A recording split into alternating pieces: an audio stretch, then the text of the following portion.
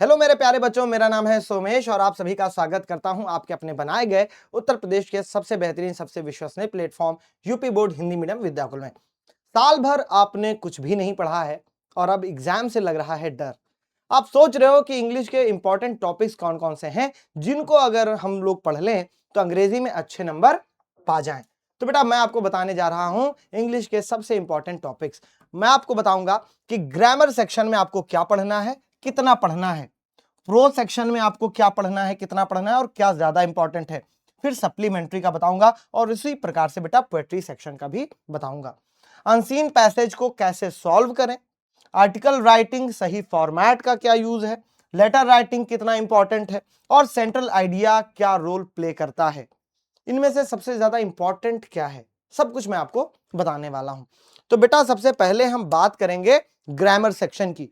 तो बेटा यहां पर वन वर्ड सब्स्टिट्यूशन है, इडियम फ्रेजेस है, सिनोनिम्स है, एंटोनिम्स है, करेक्शन ऑफ द सेंटेंसेस है, सिंटैक्स है और होमोफोन्स है। अगर आपने कुछ भी नहीं पढ़ा है तो ये सारे टॉपिक्स जो मैंने आपको बताए इनके पीवाईक्यूज आप जरूर देख लें। जी हाँ, इनके पीवाईक्यूज आप जरूर देख लें। और यहां पर जो करेक्शन ऑफ सेंटेंसेस और सिंटैक्स है, यहां पर बेटा एक कॉमन बात यह है कि यहां पर प्रीवियस ईयर से रिलेटेड क्वेश्चंस ज्यादा पूछे जाते हैं। हो सकता है कोई शब्द चेंज कर दिया जाए लेकिन पैटर्न वही रहता है। और जो बाकी टॉपिक हैं उनके भी पीवाईक्यूज जरूर से जरूर पढ़ लें। अगर आप सब कुछ नहीं पढ़ सकते हैं तो मिनिमम एटलीस्ट कम से कम पीवाईक्यूज तो जरूर पढ़ें। उसके बाद बेटा अगर हम बात करें ट्रांसफॉर्मेशन ऑफ सेंटेंसेस की, तो ट्रांसफॉर्मेशन ऑफ सेंटेंसेस में दो टॉपिक तो आपको कम से कम पढ़ ही लेने चाहिए। पहला टॉपिक है वॉइस, जहां एक्टिव वॉइस से पैसिव वॉइस और पैसिव वॉइस से एक्टिव वॉइस बनाना आता है। और दूसरा टॉपिक है डिग्रीज ऑफ कंपैरिजन, जहां पॉजिटिव डिग्री, कॉम्परेटिव डिग्री और सुपरलेटिव डिग्री में किसी भी सेंटेंस को चेंज करने के लिए आता है। सिर्फ ये दो टॉपिक अगर आप पढ़ लेंगे तो ट्रांसफॉर्मेशन ऑफ सेंटेंसेस में और विशेष आपको कुछ पढ़ने की आवश्यकता नहीं पड़ेगी। बात करें अगर डायरेक्ट और इनडायरेक्ट की, या फिर बात करें सिंथेसिस की और ट्रांसलेशन की, तो यहां पर भी बेटा मैं आपसे कहूंगा कि आप पीवाईक्यूज के जो क्वेश्चंस हैं उनको देखें और आप समझें कि किस प्रकार के क्वेश्चंस आते हैं और सिर्फ उसी प्रकार के सेंटेंसेस की प्रैक्टिस करें। क्यों? क्योंकि आपके पास समय बहुत कम है और समय चूंकि कम है तो आप इनके पीवाईक्यूज को जरूर से जरूर लगाएं और समझें। ये आपके एग्जाम में बहुत ज्यादा हेल्प करने वाला है। उसके बाद अगर बेटा बात करें प्रोज सेक्शन की, तो ऐसे तो अगर हमें 100 में 100 नंबर लेकर के आने हैं तो हर एक टॉपिक इंपॉर्टेंट होता है। लेकिन अगर परीक्षा में बहुत कम दिन बचे हों, हमने साल भर कुछ ना पढ़ा हो, तो हमारे लिए बहुत ज्यादा जरूरी हो जाता है कि हम इंपॉर्टेंट चैप्टर्स को जानें और समझें। तो अगर आपने साल भर कुछ भी नहीं पढ़ा है तो मैं आपसे कहूंगा बेटा पहला चैप्टर प्रो सेक्शन में और दूसरा चैप्टर बहुत ज्यादा इंपॉर्टेंट है। पहला दूसरा सबसे ज्यादा इंपॉर्टेंट है, उसके बाद बेटा आपको तीसरा और चौथा भी देख लेना है। ये चार चैप्टर्स ऐसे चैप्टर्स हैं जिनसे सबसे ज्यादा क्वेश्चंस पूछे जाते हैं, चाहे वो शॉर्ट आंसर टाइप क्वेश्चन हो चाहे वो लॉन्ग आंसर टाइप क्वेश्चन हो। ये दोनों तरीके के प्रश्न, ये चार जो चैप्टर हैं इनमें सबसे ज्यादा पूछे जाते हैं।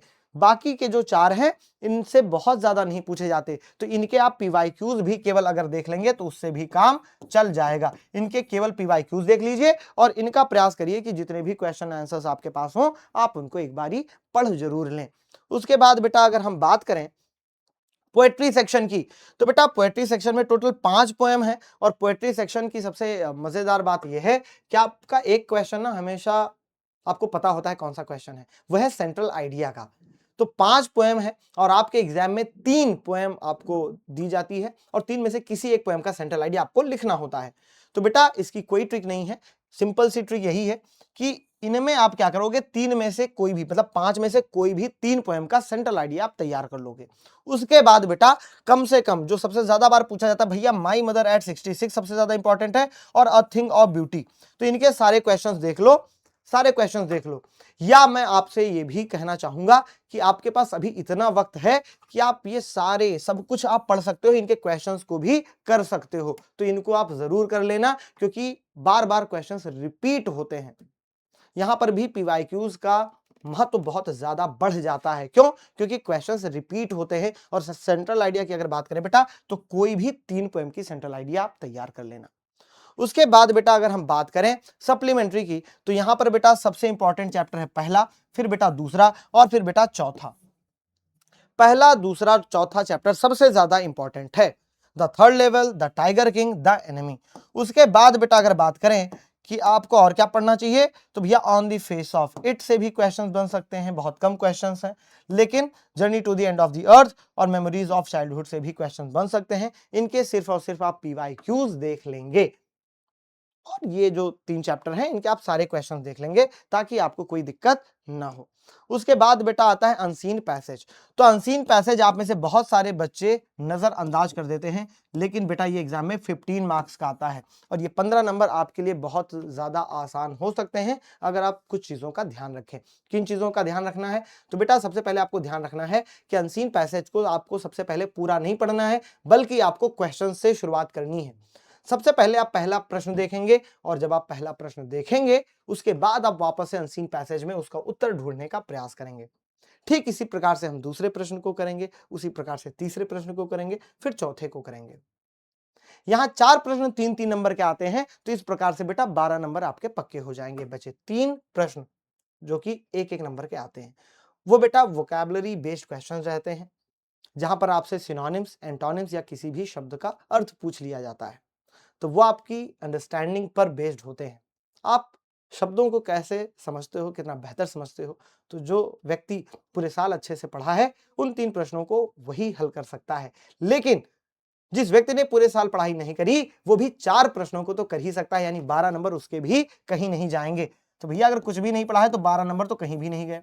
ठीक है, उसके बाद आते हैं बेटा आर्टिकल राइटिंग की। तो सही फॉर्मेट आपको पता होना चाहिए। तो हम सबसे पहले क्या करेंगे भैया, सही फॉर्मेट जानेंगे। कोई भी आर्टिकल हमको 3 पैराग्राफ में लिखना होता है और सबसे ऊपर जो हमारा टाइटल पड़ता है तो हम सबसे पहले टाइटल लिखेंगे। जैसे मान लीजिए आर्टिकल है डाउरी सिस्टम, तो सबसे पहले बीचों बीच हेडिंग में लिखेंगे डाउरी सिस्टम और उसके नीचे बाई, और बाई के बाद बेटा XYZ ABC या PQR। हमें अपना खुद का नाम नहीं लिखना है जब तक कि एग्जाम में कहा ना जाए। अगर एग्जाम में दे दिया गया कि सपोज यू आर सुमित और सुनीता, तब तो भैया आप लिख देंगे बाई सुमित या फिर बाई सुनीता। लेकिन अगर नाम नहीं दिया गया है तो आप XYZ ABC या PQR ही लिखेंगे। तो सही फॉर्मेट का आपको ध्यान रखना है। 3 पैराग्राफ लिखना है। पहला पैराग्राफ इंट्रोडक्शन का होगा, दूसरा डिस्क्रिप्शन का होगा, यानी आपने जिस विषय में लिखा है उसी के बारे में थोड़ा और डिटेल में आप बताएंगे, और थर्ड पैराग्राफ जो है वो बेटा कंक्लूजन का रहेगा। तो इस प्रकार से सही फॉर्मेट में अगर आप लिखते हैं तो ये भैया 10 नंबर का आता है और ये 10 नंबर आपके पक्के हो सकते हैं। फिर बात करते हैं बेटा लेटर राइटिंग की। लेटर राइटिंग बहुत आसान है, इसका भी अगर आप सही फॉर्मेट में लिखते हैं, सही फॉर्मेट, तो भैया आपको पूरे नंबर मिल जाएंगे। यहाँ पर अगर मैं इंपॉर्टेंट की बात करूं तो बेटा एक एप्लीकेशन लेटर, जिसको हम कंप्लेंट लेटर भी कहते हैं, उसका फॉर्मेट देख लेना, और लेटर टू दी एडिटर का फॉर्मेट देख लेना। इन दोनों को अगर आप तैयार करते हो तो एग्जाम में 100% इन्हीं में से आएगा, 100% बेटा इन्हीं में से आएगा। ये 2 लेटर आप जरूर से जरूर तैयार कर लें। तो इतने टॉपिक्स अगर आप तैयार कर लेते हैं तो इंग्लिश में आप मैक्सिमम स्कोर कर सकते हैं बहुत कम समय में पढ़ाई करके। उम्मीद करता हूं कि ये वीडियो आपके लिए बहुत ज्यादा बेनिफिशियल साबित होगा। Thank you so much. जय हिंद, जय भारत।